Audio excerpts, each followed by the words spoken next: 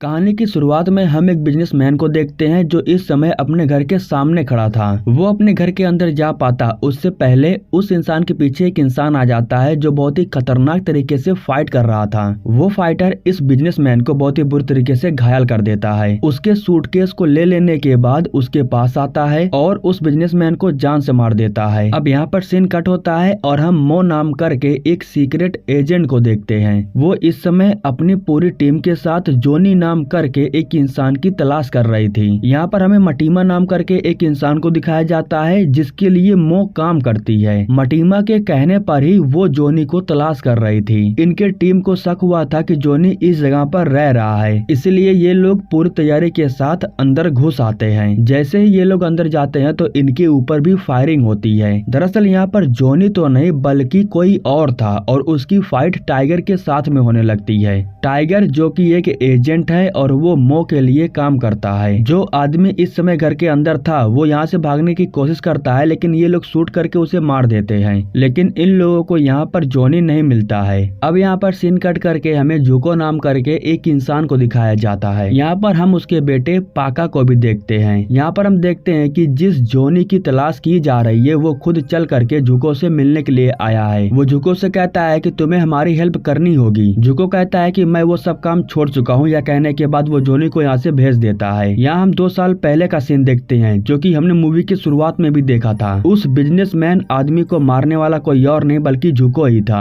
लेकिन उस बिजनेसमैन को मारने के बाद जुको को एहसास होता है कि उस आदमी का एक बेटा भी था। इस बात को लेकर के जुको को बहुत दुख होता है और वो जा करके जोनी के ऊपर भड़क जाता है। तब ये दोनों साथ में काम करते थे और जोनी के कहने पर ही उसने उस आदमी को मारा। यहाँ पर जोनी उससे कहता है कि काम को पूरा करने के लिए हमें कुर्बानी देनी पड़ती है। अब कहानी प्रेजेंट में शिफ्ट हो जाता है और हम यहाँ पर जुको की बीवी माम्बी को देखते हैं। वो जुको से पूछती है कि आखिर वो आदमी कौन था, तो वो कहता है कि वो एक लोन वाला था। यहाँ पर सीन कट होता है और हमें एजेंसी की टीम को दिखाया जाता है जो प्रेसिडेंट के लिए काम करती है। यहाँ पर मो अपने टीम से कहती है कि जोनी को ढूंढो, उसका मिलना बहुत ही ज्यादा जरूरी है। इधर हम जोनी को देखते हैं जो जा करके एक होटल में रुकता है। लेकिन जब वो होटल में जा रहा था तो ये सब कुछ कैमरे में रिकॉर्ड हो जाता है। होटल में जा करके वो माइक नाम करके एक इंसान के पास कॉल करता है जो कि एक न्यूज रिपोर्टर है। वो काफी फेमस न्यूज रिपोर्टर था, इसलिए वो उसे संपर्क करता है। अगले सीन में हम मो को देखते हैं जो मटीमा को ये जवाब देने के लिए गई थी कि वो जोनी को नहीं पकड़ सकी। दरअसल मटीमा की सरकार बन चुकी है, लेकिन यहाँ के जो लोग हैं वो इस बात से अनजान है कि मटीमा कितना खतरनाक इंसान है। वो गलत तरीके से इनलीगल धंधे करता है, लेकिन जोनी के पास मटीमा के खिलाफ में सबूत है। अगर जोनी उसे सबके सामने ला देता है तो मटीमा का पर्दाफाश हो जाएगा और गलत तरीके से जो वो काम कर रहा है वो सब कुछ बंद हो जाएगा।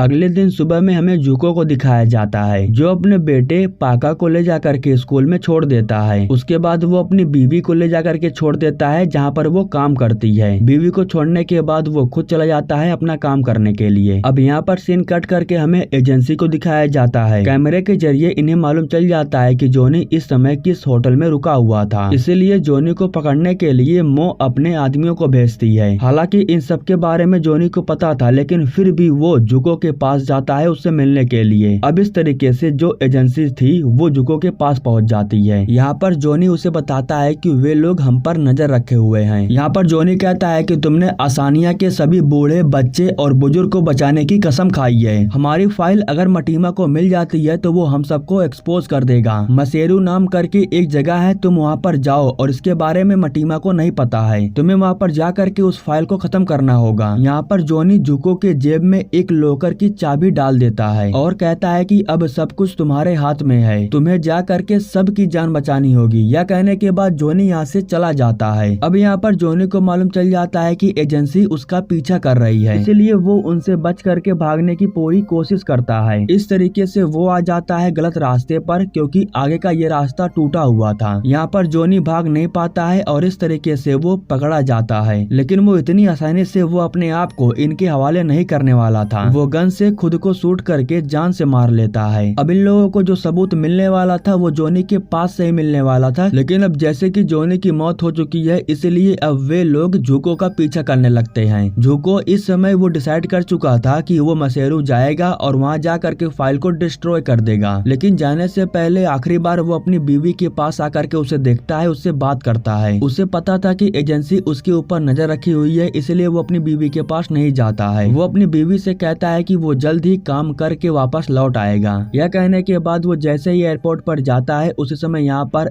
2 बॉडीगार्ड उसे पकड़ लेते हैं। जुको से पूछने लगते हैं कि आखिर वो कहाँ पर जा रहा था और वो फाइल कहाँ पर रखी हुई है, लेकिन वो इन्हें कुछ नहीं बताता है। वो बड़े ही आसानी से इन दोनों को मार देता है। इनको मारने के बाद वो यहाँ से भागने लगता है। वो भागते हुए जा करके एक वैन के अंदर बैठ जाता है। यहाँ पर और बॉडीगार्ड थे जो जुको को ढूंढ रहे थे, लेकिन वैन में बैठ करके वो यहाँ से निकल जाता है। वे लोग उसे पकड़ नहीं पाते हैं। इसके बाद जुको एक जगह पर जाता है जहाँ से वो मैप लेता है और तैयार होने के बाद वो अपने ही बॉस की बाइक ले करके निकल जाता है। इधर रात के समय में पाका अपनी माँ के साथ बैठा हुआ था और उससे पूछता है कि पिता कब तक आ जाएंगे, लेकिन उसी समय इनके दरवाजे पर एजेंसी आ जाती है और वो जुको की बीवी को पकड़ करके लेके जाने लगती है। उसकी बीवी के बारे में इन लोगों को मालूम चल गया था, इसलिए ये लोग पूछताछ करने के लिए उसे यहाँ पर लेकर के आते हैं। ये लोग ये जानना चाहते थे कि आखिर जुको गया कहाँ पर है, लेकिन यहाँ पर माम्बी इन लोगों को कुछ नहीं बता पाती है क्योंकि उसे सच में कुछ नहीं पता था।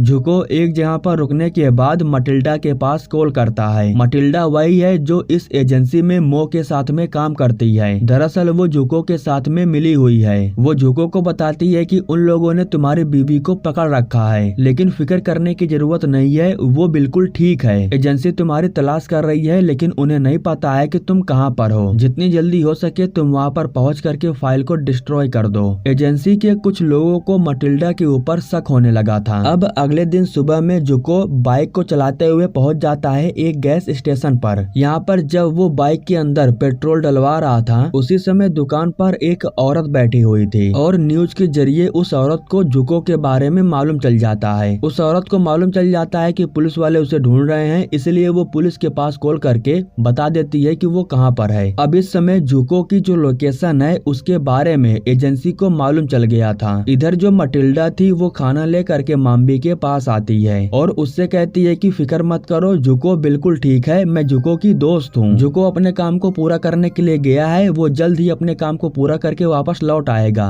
यह कहने के बाद मटिल्डा जैसे ही वापस आती है तो एजेंसी के लोग उसे पकड़ लेते हैं क्योंकि इनका जो शक था वो अब यकीन में बदल जाता है। ये लोग उससे पूछते हैं कि आखिर जुको कहाँ पर है, जिसके बाद मटिल्डा कहती है कि मेरी जान ले लो, मुझे मंजूर है, लेकिन मैं जुको के बारे में तुम लोगों को नहीं बताऊंगी। इसलिए मो अपने बॉडीगार्ड से कहती है कि इसे ले जा करके पुलिस के हवाले कर दो। लेकिन जब एजेंसी के लोग उसे लेकर के जा रहे थे तो मटिल्डा उनके साथ में फाइट करने लगती है और उन्हें हरा देती है। उनको मारने के बाद जो उनके पास गन था उसे वो ले लेती है। वो सीधा माम्बी के पास जाती है क्योंकि वो उसे लेकर के यहाँ से भागना चाहती थी, लेकिन ये लोग एक ऐसी जगह पर आ जाते हैं जहाँ से नीचे जाना मुश्किल था। इसलिए मटिल्डा कहती है कि हमें यहाँ से जंप करके जाना होगा। हालांकि जो मटिल्डा थी वो बड़े ही आराम से जंप कर लेती है, लेकिन जैसे ही माम्बी जंप करती है तो वो नीचे गिर जाती है और नीचे गिरने की वजह से माम्बी की मौत हो जाती है। एजेंसी दोबारा मटिल्डा को पकड़ पाती उससे पहले ही वो यहाँ से भाग जाती है। अब जैसे कि जुको की जो लोकेशन थी उसके बारे में टाइगर को मालूम चल गया था, इसलिए वो मो के कहने पर अपनी पूरी फोर्स लेकर के उस लोकेशन पर आ जाता है। जब वो इस जगह पर आता है तो उसकी मुलाकात यहाँ की पुलिस से होती है, जिनसे टाइगर कहता है कि हम यहाँ पर एक क्रिमिनल को पकड़ने आए हैं। अब जुको अपनी बाइक को स्पीड से भगाते हुए ठीक इनके सामने से आ रहा था, लेकिन यहाँ पर गैस सिलेंडर लेकर के जो बंदा आता है उसकी टाइमिंग काफी अच्छी थी। जुको उस सिलेंडर को शूट करके ब्लास्ट कर देता है और उसे भागने का यहाँ से मौका मिल जाता है, लेकिन टाइगर अभी भी रुकता नहीं है। वो हेलीकॉप्टर लेकर के उसका पीछा करने लगता है, जिसके बाद जुको भी अपनी गन निकालता है और हेलीकॉप्टर के ऊपर शूट करने लगता है। इस तरीके से हेलीकॉप्टर का एक्सीडेंट हो जाता है और जुको वहाँ से निकल जाता है। जुको की जो बीवी थी अब तो उसकी मौत हो चुकी थी, इसलिए मो अब एजेंसी से कहती है कि वो जा करके जुको के बेटे को पकड़ लाए, क्योंकि उसे पता है कि वो उसके बेटे के जरिए जुको को काबू में कर सकती है। सीन कट करके हमें मटिल्डा को दिखाया जाता है जो फाइनली जा करके माइक से मिलती है। माइक वही फेमस रिपोर्टर है जिससे जॉनी मिलना चाहता था। यहाँ पर मटिल्डा मटीमा के बारे में जो कुछ भी जानती थी वो सब कुछ माइक को बता देती है, जिसके बाद माइक कहता है कि तुम्हारी बातें सच हो सकती है, लेकिन इस पर यकीन कोई क्यों करेगा। यहाँ पर सीन कट होता है और हम जुको को देखते हैं जो रात के समय में टाइगर के कैंप में घुस आया था और उसके लोगों को मारने के बाद वो टाइगर के ऊपर गन तान देता है। दरअसल वो टाइगर के हेलीकॉप्टर को लेकर के यहाँ से जाना चाहता था। इस दौरान इन दोनों के बीच बीच में फाइट होने लगती है और जुको को चोट लग जाती है। इस फाइट के दौरान टाइगर को भी चोट लगती है। आखिरी में वो टाइगर को हरा देता है और उसके गन को लेकर के यहाँ से चला जाता है। वो चाहता तो यहाँ पर वो टाइगर को मार सकता था, लेकिन वो उसे मारता नहीं है, बल्कि जाकर के वो उसके हेलीकॉप्टर में बैठ जाता है और यहाँ से निकल जाता है। और अगले दिन सुबह होते होते वो मसेरू जा करके पहुंच जाता है। यहाँ पर उसके जो पूर्वज थे वो उसे लेकर के जाते हैं और उसके जख्मों पर मलहम पट्टी करते हैं। ठीक हो जाने के बाद जुको जा करके सारी फाइलों को बाहर निकालता है। 2 साल पहले इन लोगों ने जितना भी गलत काम किया था वो सब कुछ रिकॉर्ड इसमें पड़ा हुआ था। इनके खिलाफ में जो फाइल थी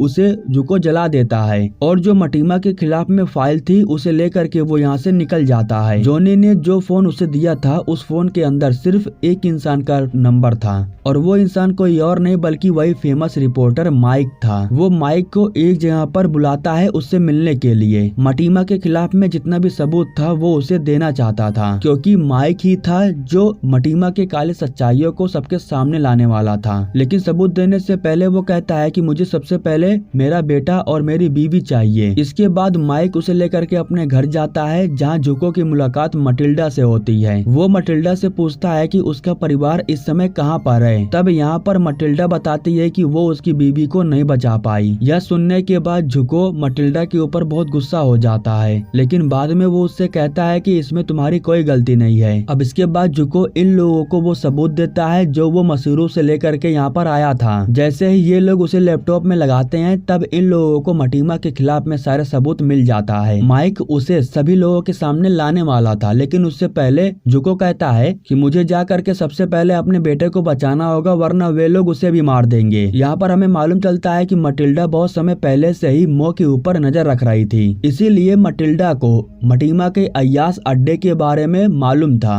रात के समय में जुको बड़े ही आराम से उसके घर पर पहुंच जाता है। वहां जाने के बाद वो बाहर के सभी गार्ड को मार करके मटीमा को भी अपने अंडर में ले लेता है। यहाँ पर मटीमा गलत तरीके से पार्टी करता था, ड्रग्स लेता था, इसीलिए यहाँ पर कोई फोर्स नहीं थी। जुको कहता है कि अगर तुम अपना पर्दाफाश नहीं करना चाहते हो तो मेरे बेटे को मेरे हवाले कर दो। इसके बाद वो मो के पास कॉल करता है और उससे कहता है कि इस समय मटीमा मेरे कैद में है, अगर उसे बचाना चाहती हो तो मेरे बेटे को लेकर के यहाँ पर आ जाओ। अब जैसे ही मो को ये खबर मिलती है तो वो टाइगर से संपर्क करती है और टाइगर को वहाँ पर भेज देती है। जब टाइगर अपनी फोर्स लेकर के अंदर जाता है तब वो मटीमा को देखता है जो अकेले ही बैठा हुआ था, और इधर जो जुको था वो मटीमा के ढेर सारे लोगों को एक एक करके मार देता है। इन सबको मार देने के बाद जुको टाइगर के सामने आ जाता है उसे मारने के लिए। इन दोनों के बीच में फाइट शुरू हो जाती है और इस फाइट के दौरान जुको टाइगर को बहुत मारता है। उसे काफी ज्यादा पीटने के बाद आखिरी में वो उसके हाथ को तोड़ देता है, और जब वो जा करके उसे जान से मारने वाला था उसी समय यहाँ पर मो पाका को लेकर के आ जाती है और कहती है कि अगर अपने बेटे को जिंदा देखना चाहते हो तो टाइगर को छोड़ दो। उसी समय यहाँ पर मटीमा भी बाहर आ जाता है और वो मो से कहता है कि जुको को मार दो, लेकिन यहाँ पर मो के हाथ में गन था और जो उसे अच्छा लगता है वो वही करती है। वो गन को मटीमा के ऊपर तान देती है और उसे शूट करके उसे जान से मार देती है। उसको मारने के बाद वो जुको को भी गन से शूट करके मारने वाले थे, लेकिन तभी उसके पीछे मटिल्डा आ जाती है जो मो को शूट करके उसे जान से मार देती है। इसके बाद वो जाकर के टाइगर को गन से शूट करके मारने वाली थी, लेकिन जुको उसे रोक देता है, जिसके बाद वो टाइगर को नहीं मारती है और इसके बाद ये लोग पाका को लेकर के यहाँ से निकल जाते हैं। और फाइनली दोस्तों इसी के साथ ये कहानी यहीं पर समाप्त हो जाती है। दोस्तों हमारे YouTube चैनल को सब्सक्राइब करने के लिए आप लोगों का दिल से शुक्रिया।